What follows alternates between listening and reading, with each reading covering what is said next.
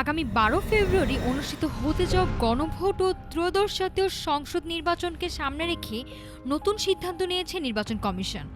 Vote গ্রহণের দিন দেশের সব ভোট কেন্দ্রকে সম্পূর্ণ ধূমপান মুক্ত এলাকা ঘোষণা করা হয়েছে। নির্বাচন কমিশনের এই নির্দেশনা বাস্তবায়নে ইতোমধ্যে দেশের সব রিটার্নিং অফিসারকে চিঠি পাঠানো হয়েছে।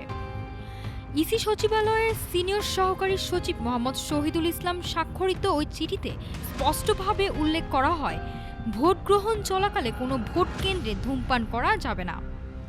নির্বাচন কমিশনের মতে সুষ্ঠু, স্বাস্থ্যকর ও স্বস্তিদায়ক পরিবেশে ভোটদান নিশ্চিত করতে এই উদ্যোগ নেওয়া হয়েছে। ভোটার, নির্বাচন কর্মী ও আইন শৃঙ্খলা রক্ষাকারী বাহিনীর সদস্যদের স্বাস্থ্য সুরক্ষায় একটি গুরুত্বপূর্ণ পদক্ষেপ বলে মনে করছেন কমিশন। নির্দেশনা অনুযায়ী সিদ্ধান্ত বাস্তবায়নে সংশ্লিষ্ট সব কর্মকর্তাকে প্রয়োজনীয় ব্যবস্থা নিতে বলা হয়েছে। ধূমপানমুক্ত ভোট কেন্দ্র নিশ্চিত করতে ভোট গ্রহণের দিন কঠোর নজরদারিও থাকবে। আগামী ১২ ফেব্রুয়ারি ধূমপানমুক্ত পরিবেশে ভোটাধিকার প্রয়োগের প্রত্যাশা সবার। নাফিসা সামিয়া, ঢাকা টুডে।